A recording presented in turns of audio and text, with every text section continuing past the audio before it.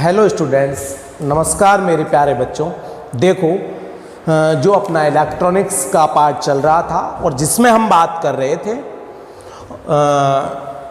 4 terminal network, चतुर terminal जाल के बारे में, जो अपना कंप्लीट हुआ और उस पर डिपेंड मैंने आपको एक न्यूमेरिकल भी दिया था करने को।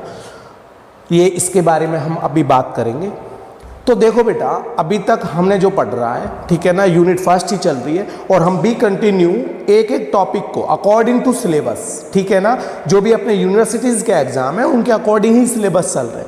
जो भी अपने इंपॉर्टेंट पार्ट है अकॉर्डिंग टू सिलेबस के अकॉर्डिंग हम बात कर रहे हैं। तो यहाँ एक चीज़ को ध्यान दीजिए, देखो आपको बाद में भी स्टडी करनी है और अभी भी स्टडी करनी है। और ये बेनिफिट कितना है कि आपके लिए हम अलवर में उतरे हैं और पूरे जोर शोर से इतनी मेहनत करते हुए हम आपके लिए सारी बुकों को उठाकर लेकर आए हैं, ठीक है ना। अब आप खुद बताओ कि इस अलवर के अंदर कौन कितनी मेहनत कर रहा है, ठीक है ना। आपके लिए घर बैठे बैठे आपके लिए हम यहाँ से ऑनलाइन स्टडी भी प्रोवाइड करा रहे हैं, कुछ नहीं होता। और यहाँ पर जो क्लासेस चल रही हैं, ऑफलाइन क्लासेस अब स्टार्ट भी होंगी, ठीक है ना, तो 2000 आप यहाँ भी दोगे पर मंथ का। आपको हमने बोला है कि जो क्लासेस अपनी भी कंटिन्यू हैं, आपको यहाँ पर कोई एक्स्ट्रा प्रोवाइड नहीं करना है और आपके लिए घर बैठे स्टडी प्रोवाइड करा रहे हैं। तो उसका थोड़ा ये भी तो होना चाहिए कि यार 1200 रुपये यहाँ कोचिंग के अंतर्गत इतना सेटअप किया है, ये हुआ है, आपके लिए हैं हम और आपके लिए ही पच रहे हैं। ये चीज़ें आपको भी पता होनी चाहिए। यानी अलवर के अंदर तो वही भेड़ चाल है, कोई सुधरेगा नहीं। ये चीज़ तो आपको समझनी चाहिए, ठीक है ना। तो आप रजिस्ट्रेशन कराओ, हमारे ऐप से जुड़ो। इंग्लिश मीडियम वालों की प्रॉब्लम जो है, ठीक है ना, वो प्रॉब्लम हमने बिल्कुल सॉल्व आउट की है। जो भी आपके नोट्स हैं, पीडीएफ्स हैं, ठीक है ना, वो अलग से ऐप पर डाल दिए गए हैं। और जो भी आपकी क्या बोलते हैं कि बैक ईयर्स एग्जाम पेपर्स हैं, उनके सॉल्यूशन भी हमने आपको डाल दिए हैं। आपको ना कोई 5 ईयर्स खरीदने की ज़रूरत है, किसी भी चीज़ की ज़रूरत नहीं है। और हम भी कंटिन्यू अकॉर्डिंग टू इंग्लिश के ही चल रहे हैं। तो इंग्लिश के अंतर्गत इंग्लिश हिंदी मीडियम दोनों को हम साथ में लेकर चल रहे हैं। इतनी मेहनत सुबह से और शाम तक कोचिंग के अंदर भी, आज भी हम कोचिंग के अंदर ही रहते हैं, ठीक है बेटा। तो अपना टाइम खराब ना करें और जल्दी से जल्दी चैनल को सब्सक्राइब भी कर लें और हमारे ऐप से जुड़े, ठीक है। रजिस्ट्रेशन करवाएं, टाइम नहीं है इतना, ओके बेटा। हाँ, देखिएगा, अब हम बात कर रहे हैं बेटा, कल जो हमने आपको न्यूमेरिकल दिया था, इस न्यूमेरिकल के अंदर क्वेश्चन जो है अपना पेपर में आता है कि उपरोक्त परिपथ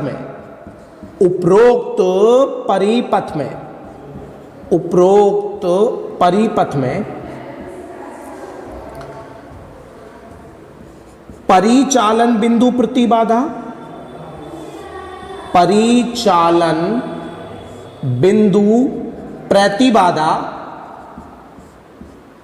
और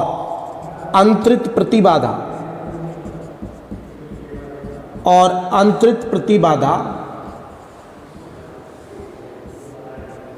के मान ज्ञात करो। ये बेटा इंपॉर्टेंट न्यूमेरिकल है और आया हुआ है यूनिवर्सिटी एग्जाम में, ठीक है ना। देखो क्या कहना चाह रहा है कि जो आपका ये सर्किट है, इसके अंतर्गत आपको ड्राइविंग पॉइंट इंपेडेंस और ट्रांसफर इंपेडेंस के वैल्यू कैलकुलेट करने हैं, ठीक है, ओके। तो देखो हम सॉल्यूशन की बात करते हैं। तो देखो, ये लूप अपना फर्स्ट है, ये लूप सेकंड है। करंट की डायरेक्शन ये है, इसमें करंट की डायरेक्शन ये है। आपको लूप फर्स्ट और लूप सेकंड दोनों के अकॉर्डिंग आपको 2 इक्वेशन कैलकुलेट करनी है, जैसे कि हम बात कर रहे हैं। तो देखिएगा, इन लूप फर्स्ट लूप में मैं बात करूं तो देखो, चलो बेटा इधर से -6 प्लस करंट की वैल्यू कितनी है इस लूप में, I1, यानी नेगेटिव टर्मिनल में एंटर करते हैं। तो नेगेटिव आप एंटर किधर कर रहे हो, नेगेटिव में, तो क्या आएगा -6 प्लस 3I1 प्लस 4I1 लेकिन देखो इसमें ऊपर से करंट कौन सी है, I1, लेकिन नीचे से इस ब्रांच में कौन सी करंट है, I2, क्योंकि मैंने आपको पहले बताया है कि लूप फर्स्ट और लूप सेकंड में ये जो ब्रांच है ना, ये ब्रांच लूप फर्स्ट और लूप सेकंड दोनों के लिए कॉमन ब्रांच है, आपकी उभयनिष्ठ शाखा है, ठीक है ना। तो इस ब्रांच में I1 और I2 दोनों एक दूसरे के अपोजिट फ्लो होती हैं, ठीक है ना। हाँ, तो हम I1 की डायरेक्शन में चल रहे हैं तो I2 नेगेटिव होगा, तो क्या होगा, -4I2 बराबर 0, ठीक है। ओके, देखिएगा अब 3I1 और 4I1 कितने हुए, 7I1 -4I2 बराबर -6 को इधर ले जाओ +6, इक्वेशन नंबर 1। अब हम बात करेंगे in loop second. Loop second में देखिएगा, लूप सेकंड में इसमें करंट I2, चलो इधर से 2I2 4I2 2I2 plus 4I2, लेकिन देखो I2 के अपोजिट कौन सी है, I1, तो क्या हो जाएगा, -4I1 बराबर 0। तो देखो -4I1 प्लस 2I2 4I2 कितने हो गए, 8I2 बराबर 0, इक्वेशन नंबर सेकंड। तो इक्वेशन फर्स्ट और इक्वेशन सेकंड को हम मैट्रिक्स में रिप्रेजेंट करेंगे। समीकरण 1 व 2 को मैट्रिक्स में लिखने पर तो इक्वेशन 1 और इक्वेशन 2 को मैट्रिक्स में रिप्रेजेंट करो। देखो I1 कितना 7, I2 कितना -4, इसमें देखो I1 -4, I2 8, I1 I2, इधर कितना है 6, इधर 0, ओके। अब देखो ये वाली जो मैट्रिक्स है अपनी, इसे हम क्या कहते हैं, डेल्टा जेड मैट्रिक्स कहते हैं। क्या कहते हैं, डेल्टा जेड। डेल्टा जेड बोलो, 7 -4 और 8। सॉल्व करो इसे, 8 7 56 56 माइनस प्लस और 4 चौके 16, कितना हुआ 40 ओम। कितना हुआ 40 ओम। आपकी जो प्रतिबाधा है परिपथ की टोटल इंपेडेंस, सर्किट का टोटल इंपेडेंस, कुल प्रतिबाधा का मान 40 ओम आता है। अब हमें कैलकुलेट करना है डेल्टा 11। आप 1 मिनट स्क्रीनशॉट ले लो इसका, मैं क्लियर करने वाला हूं।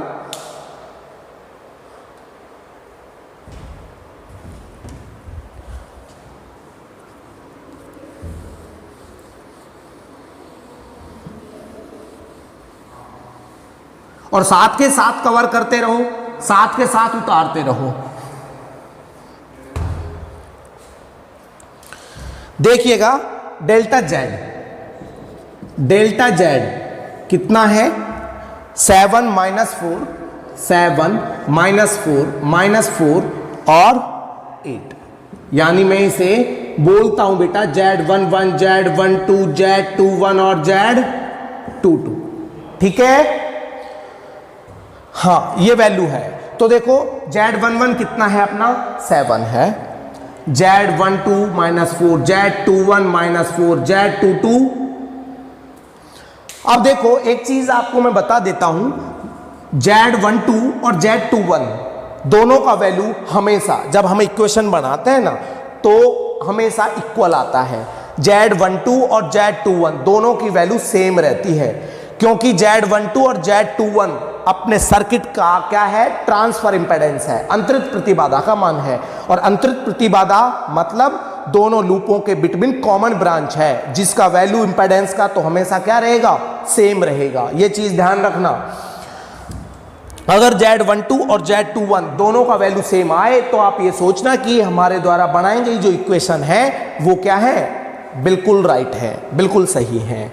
ठीक है, हाँ। तो देखो हमें डेल 11 निकालना है। क्या निकालना है, डेल 11। डेल 11 के लिए देखो ये वाली और ये वाली, इस वाले कॉलम को और इस वाले कॉलम को और इस वाली रो को क्या कर दो, हटा दो। कितना, 8। ये क्या है आपकी 8। डेल 11। डेल 22 कितना होगा, बोलो जल्दी। डेल 22 के लिए हम बात करें ये वाली, तो ये गई कितना, 7। तो आपकी जो वैल्यू कैलकुलेट होगी वो कितनी होगी, बोलो। इसी प्रकार हम डेल 12 और डेल 21 का वैल्यू कितना होगा आपका, -4। कितना होगा, -4। तो आपकी जो परिचालन और अंतरित प्रतिबाधा है उनके मान हम ज्ञात कर लेंगे। ठीक है, हाँ। ड्राइविंग पॉइंट इंपेडेंस और ट्रांसफर इंपेडेंस। तो ड्राइविंग पॉइंट इंपेडेंस Z1 इन कितना था, बोलिएगा, delta Z upon del 11। Delta Z का वैल्यू बताओ, डेल्टा Z का वैल्यू 40 ओम अपॉन डेल 11 का वैल्यू कितना है, 8। कितना आया, 5 ओम। Z1 इन मतलब Z1 इन का वैल्यू कितना आया, 5 ओम। सो दैट हम इसी प्रकार Z2 इन का वैल्यू कैलकुलेट करें, delta Z upon delta 22। Delta Z का वैल्यू अपना वही 40 है और डेल्टा 22 का वैल्यू कितना है आपका, 7। तो कितना हुआ, 7 पंजे 35, 50, 5.7 ओम। सो दैट हम बात करें बेटा, देखो Z12 इन और Z21 इन के जो वैल्यू होंगे वो क्या होंगे, आपके सेम वैल्यू आएंगे। तो कितने होंगे, बोलो, minus delta Z upon del 12 क्या होगा, -40 बटे डेल 12 का वैल्यू कितना है, बोलो। डेल 12 का वैल्यू है अपना -4। कितना है, -4, यानी 10 ओम। आपका क्या आ गया, डेल 12 का, और यही वैल्यू क्या होगा, डेल 21 का होगा। ठीक है, हाँ। आप स्क्रीनशॉट ले सकते हैं।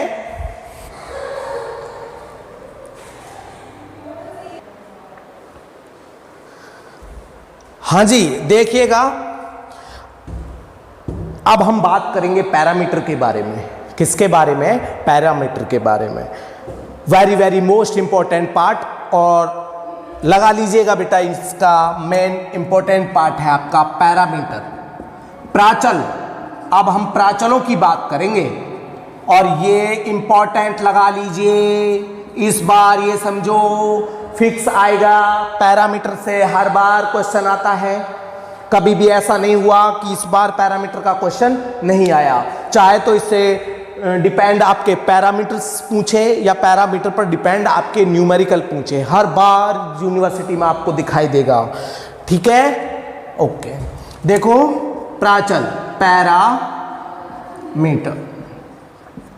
पैरामीटर्स होते क्या है, तो देखो भाई, जो भी अपने इलेक्ट्रॉनिक्स के सर्किट के जो भी फंडामेंटल एलिमेंट्स हैं या सर्किट्स के लूप्स हैं अपने, उन लूपों का एनालिसिस भी करना है हमें, तो उनके लिए कुछ एलिमेंट्स की ज़रूरत होती है, तो उन्हें हम क्या बोलते हैं, पैरामीटर्स बोलते हैं। ठीक है ना, एनालिसिस के लिए ही हम ये पैरामीटर्स यूज किए जाते हैं।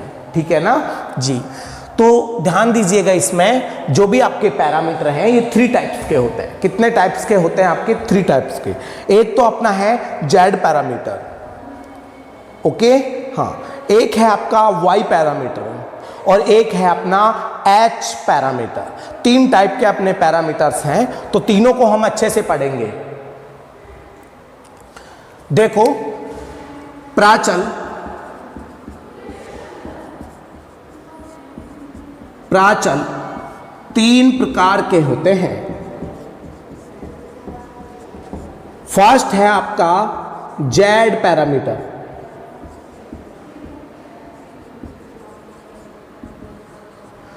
जेड पैरामीटर, देखो जेड पैरामीटर जो है ये खुले परिपथ के लिए काम करता है। खुले परिपथ के लिए, किसके लिए? खुले परिपथ, यानी ओपन सर्किट के एनालिसिस के लिए हम जेड पैरामीटर का यूज करते हैं। ओपन सर्किट के लिए,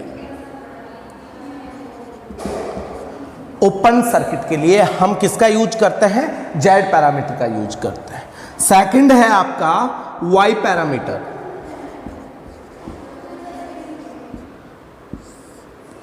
ये पैरामीटर जो है वो लघु पथित परिपथों के लिए, लघु पथित परिपथों के लिए काम आते हैं।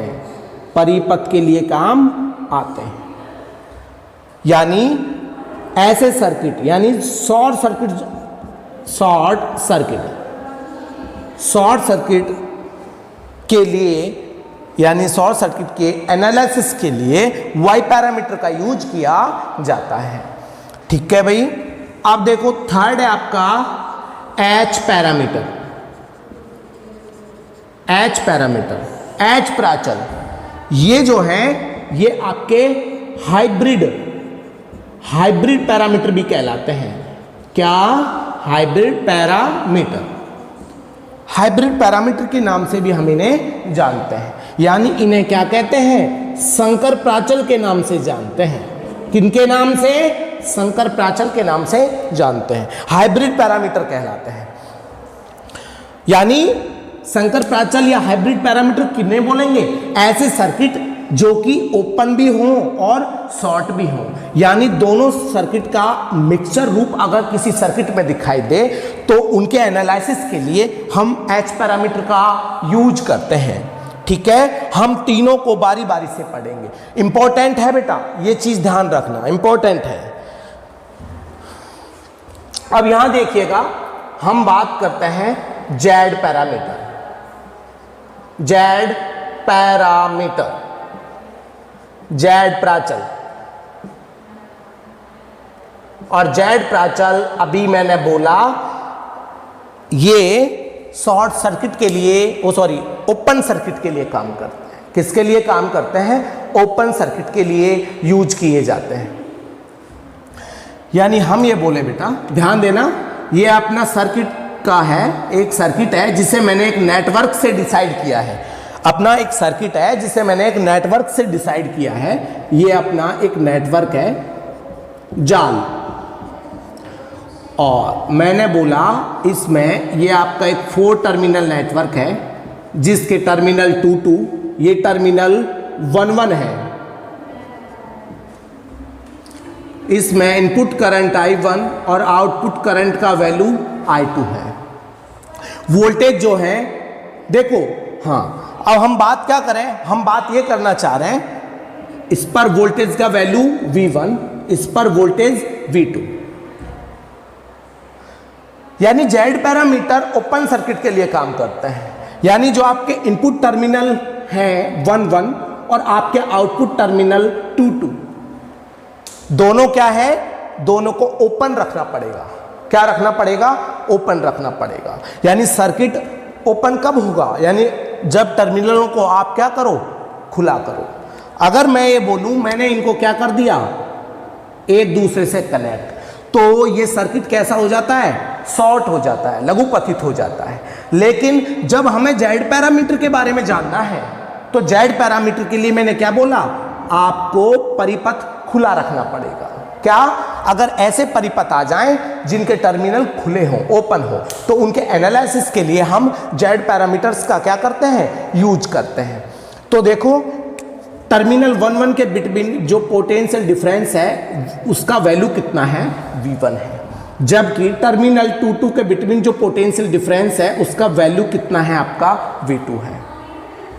तो एक चीज ध्यान रखना, जब टर्मिनल अपने यानी इनपुट टर्मिनल और आउटपुट टर्मिनल दोनों ओपन होते हैं, ओके, तो इनमें फ्लो होने वाली जो करंट है यानी करंट बहेगी कैसे, जब सर्किट अपना कंप्लीट है ही नहीं है, जुड़ा हुआ ही नहीं है, टर्मिनल्स अपने दोनों ओपन है, इनपुट भी ओपन है, आउटपुट भी ओपन है, सर्किट कैसा है, खुला है, तो उसमें करंट जो है वो क्या होगी, इंडिपेंडेंट हो जाती है।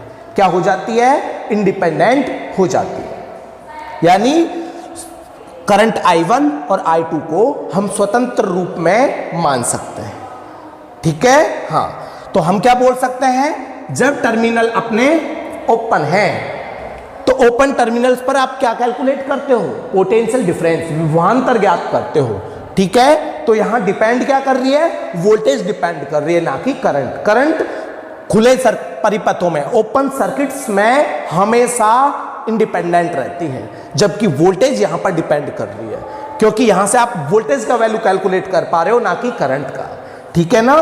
तो देखो हम क्या बोल सकते हैं, खुले परिपथों में यानी I1 I2 ओपन है, फिर से अगेन रिपीट कर रहा हूं, इनपुट टर्मिनल आउटपुट टर्मिनल दोनों क्या है, ओपन है। करंट I1 I2 को इस कंडीशन में मैं इंडिपेंडेंट मान सकता हूं। क्या मान सकता हूं, इंडिपेंडेंट मान सकता हूं।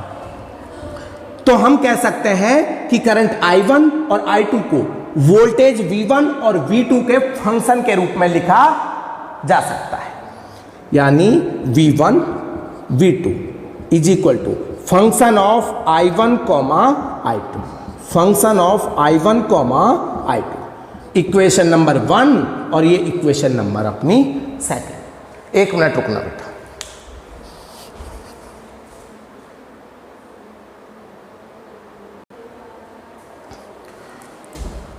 हाँ देखिएगा, V1 और V2 के फंक्शन के रूप में हमने I1 और I2 को ले लिया है।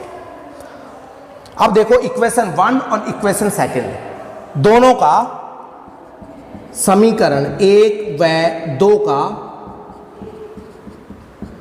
आंशिक अवकलन करने पर, समीकरण 1 व 2 का आंशिक अवकलन करने पर, यानी क्या कर दो, पार्शियल डिफरेंशियल कर दो, ओके। हाँ,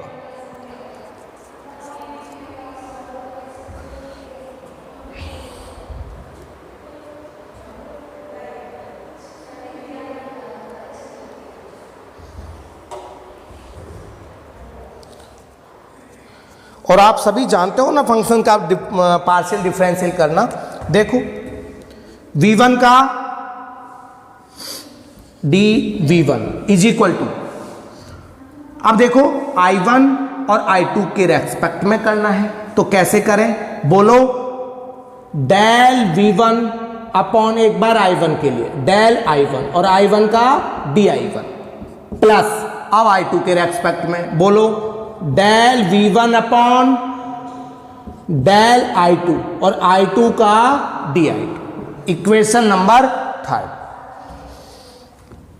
so that partial differential in of equation 2, तो क्या होगा, dV2 is equal to I1 के लिए करो V2 का del V2 upon del I1 और I1 का dI1 प्लस इसी प्रकार I2 del V2 upon del I2 और I2 का dI2, इक्वेशन नंबर 4। ओके भाई। हाँ,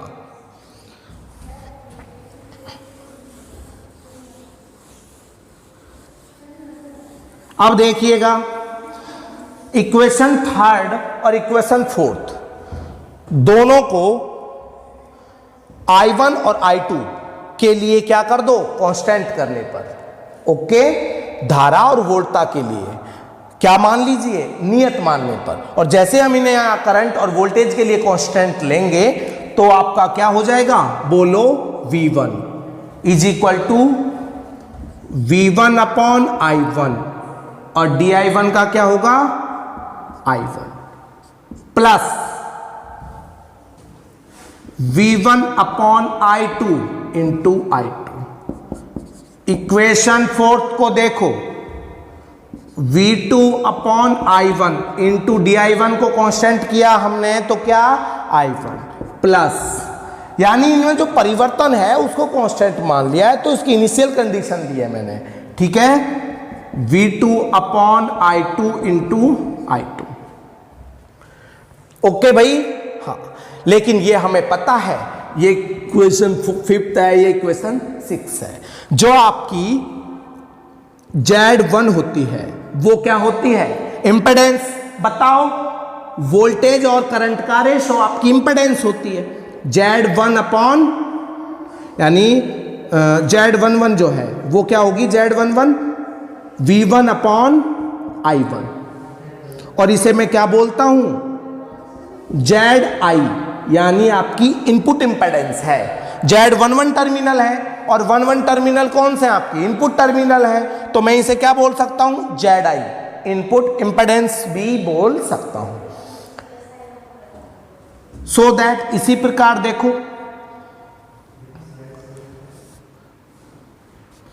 ZR is equal to Z12, ये कौन सी हुई, Z12, और Z12 कौन सी आपकी, मैंने बताया था ट्रांसफर इंपेडेंस। वो चीजें मैंने इसी वजह से बताई कि यहां प्रॉब्लम, हमें पैरामीटर्स को पढ़ते वक्त प्रॉब्लम ना आए। तो Z12 ट्रांसफर इंपेडेंस, अंतरित प्रतिबाधा है, यानी फर्स्ट लूप की वोल्टेज और सेकंड लूप की करंट। इसे हम बोल सकते हैं V1 अपॉन I2, यानी इसे हम रिवर्स इंपेडेंस के नाम से जानते हैं, पश्च प्रतिबाधा। ओके, इनपुट इंपेडेंस, निवेशी प्रतिबाधा। ओके, Z21 क्या होगा, सेकंड लूप का वोल्टेज और फर्स्ट लूप का करंट, यानी ZF फॉरवर्ड इंपेडेंस, अग्र प्रतिबाधा, V2 upon I1। So that देखो, इसे हम Z0 या Z22 बोलते हैं, यानी आउटपुट इंपेडेंस Z22, 2 टर्मिनल यानी आउटपुट इंपेडेंस। Z12 और Z21 आपके ट्रांसफर इंपेडेंस यानी अंतरित प्रतिबाधा, और Z11 आपकी निवेशी यानी इनपुट इंपेडेंस। Z0 क्या हुआ, V2 upon I2, V2 upon I2। ये वैल्यू आप इस इक्वेशन 5th और 6th में रख दो। देखो,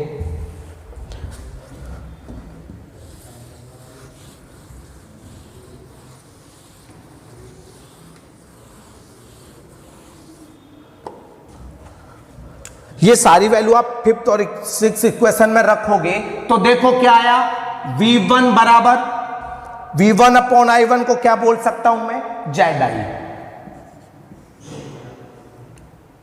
इंटू I1 प्लस, बोलिएगा V1 अपॉन I2 को क्या बोल सकता हूं, अरे बोलो भाई, V1 अपॉन I2 को क्या बोल सकता हूं, ZR इंटू I2। V2 को क्या बोल सकता हूं, बोलो जल्दी से, हाँ, V2 को क्या बोल सकता हूं, V2 अपॉन I1, बोलो, ZF I1 plus Z0 I2। ये इक्वेशन 7 और ये इक्वेशन 8। ओके, अब देख लीजिए आप खुद ही, अगर मैं I2 को क्या मान लू, 0 मान लू, दोनों कंडीशन देख लेंगे। इफ मैंने क्या बोला, if I2 is equal to 0, I2 is equal to 0 पर ये 0 हो गए, तो ZI का वैल्यू क्या हुआ, V1 upon I1। ZI is equal to V1 upon I1, ये 0, ZF क्या होगा, V2 upon I1, V2 upon I1। तो देखो ZI और ZF इनकी वैल्यू भी ऐसी आई है, सेम। ये हम बोल सकते हैं, इफ मैं बोलूं I1 बराबर 0, ये 0 हो गए I1 के, तो ZR कितना निकला, V1 अपॉन I2, और Z0 क्या होगा, V2 अपॉन I2। ओके भाई, कोई प्रॉब्लम? अब देखिए 7th और 8th को मैट्रिक्स में लिखने पर, मैट्रिक्स में जब मैंने इसे डिनोट किया V1 V2 ZI ZR ZF Z0 और I1 I2, ये आपकी क्या है? डेल्टा Z, वही आपकी सर्किट का टोटल इंपेडेंस। ठीक है, तो ये क्या है? अपने Z पैरामीटर हैं। Z पैरामीटर हमेशा ओपन सर्किट के एनालिसिस के लिए काम आते हैं। ठीक है, हाँ, यहां से हम ZI ZR ZF और Z0 की वैल्यू कैलकुलेट कर सकते हैं। ठीक है भाई, हाँ। इसके बाद हम बात करेंगे Y पैरामीटर और H पैरामीटर के बारे में। आप स्क्रीनशॉट ले लीजिए।